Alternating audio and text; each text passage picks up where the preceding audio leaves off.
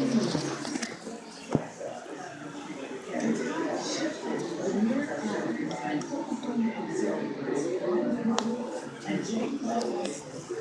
up, guys? I'm doing another vlog today.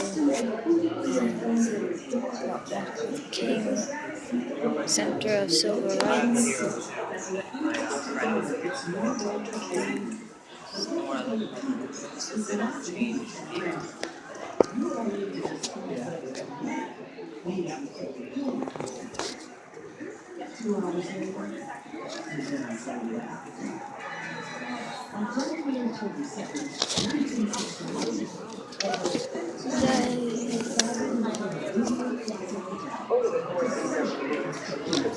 Learn the realities of passive resistance and nonviolence.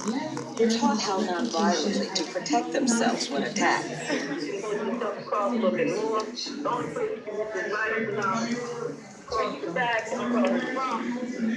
The workshop is being conducted by Reverend James Lawson, the Southern Director of CORE, who was expelled from Vanderbilt University Divinity School for his role in the student sit-ins. Cool truck and everything.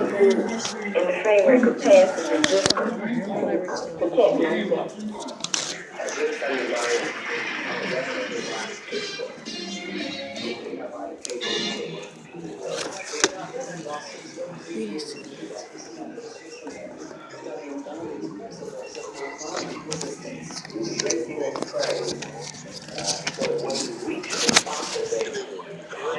In spite of the fact we had different racial makeup, different economic. And then after beating him, they decided they could get rid of him. And then one of the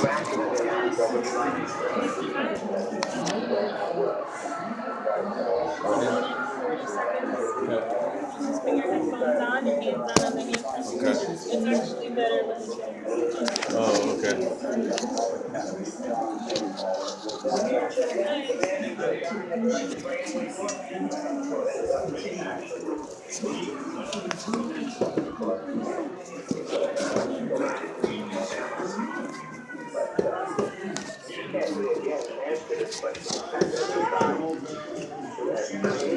Cool game, guys.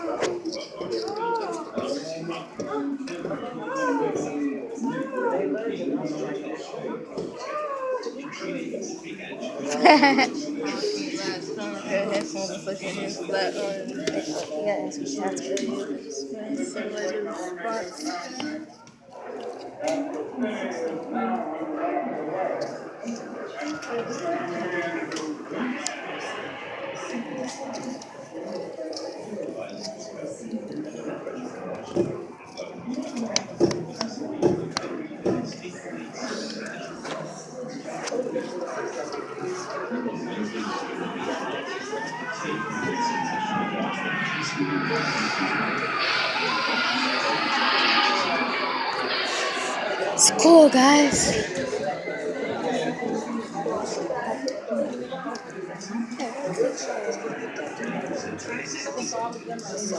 So if you're in line, in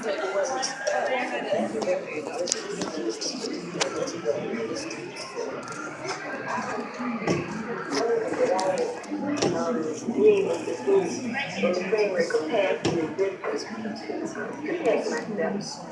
A good friend of mine in Alabama here last April was taken up by the KKK and beaten Reverend Lawson spent 3 years in India as a Methodist missionary, studying Gandhi's principles of nonviolent resistance. with a great deal of praise, so that when he reached the spot that they tied him up, he found himself tremendously calm, without anger towards his men.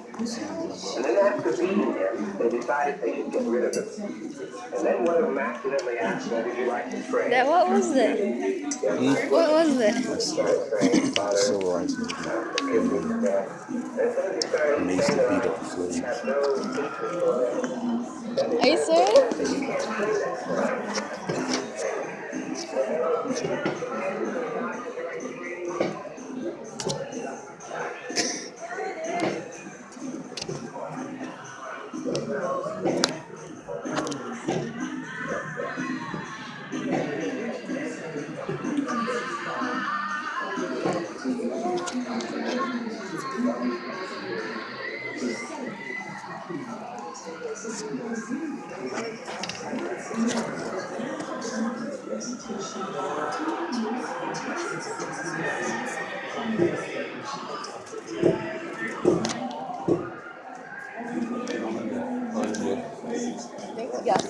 Yes.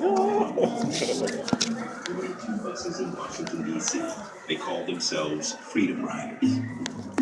Bound for New Orleans, they intended to exercise their constitutional right of equal access to waiting rooms and lunch counters at bus depots throughout the South. Schooled in nonviolent tactics, they faced the uncertainties of their journey with optimism. There is a possibility that we will not be served at some stops. There is a possibility that we might be arrested. This is the only trouble that I anticipate. An incident at Rock Hill, South Carolina provided a frightening preview of what was to come. 3 of the riders were attacked and beaten as they tried to enter a whites-only waiting room. Sunday, Mother's Day, further violence exploded just outside of Anniston, Alabama. At Anniston, we were surrounded by a mob. We followed us out of Anniston for about 4 miles until one of our tires went fried.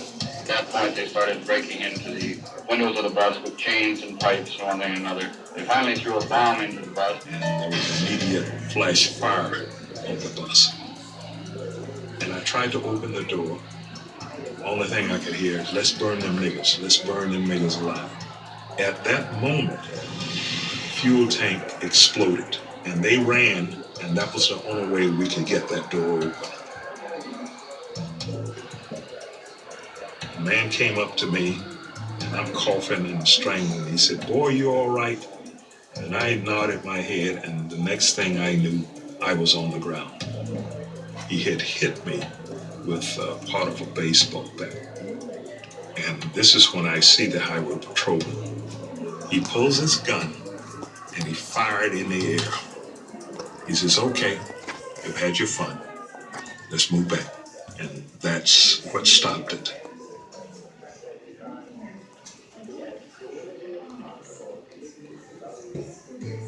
Unaware of this attack, the second bus continued on to Birmingham. Last night, a man phoned me, said he was close to the leaders of the Ku Klux Klan. He said he wanted to give me a tip. Be sure and be at the bus terminal on Sunday, he said, because you're going to see action. James Peck and I, we were scheduled to test the facilities. So he looked at me and I looked at him, and we proceeded to go into the terminal. They took them into corridors and alleys and began beating them, began hitting them with lead pipes and with key rings and with their fists. They knocked one man, a white man, down at my feet, and they beat him and kicked him until his face was a bloody red pulp. The police did not arrive at this scene until 10 minutes late, when these men had, as if on signal, dispersed and had gone further down the street, where I saw some of them discussing their achievement of the day right under the windows of the police commissioner's office. I hope that these agitators outside of this state who are seeking to come here will stay at home and mind their own business. If men like Governor Patterson and Governor Barnett of Mississippi and also Governor Davis of Louisiana would carry out the good oath of their office, then citizens would be able to travel in this country, and then people in Tel Aviv and Moscow and London would not pick up their newspaper for breakfast and realize that America is not living up to the dream with liberty and justice for all. The Freedom Riders were marooned in Birmingham.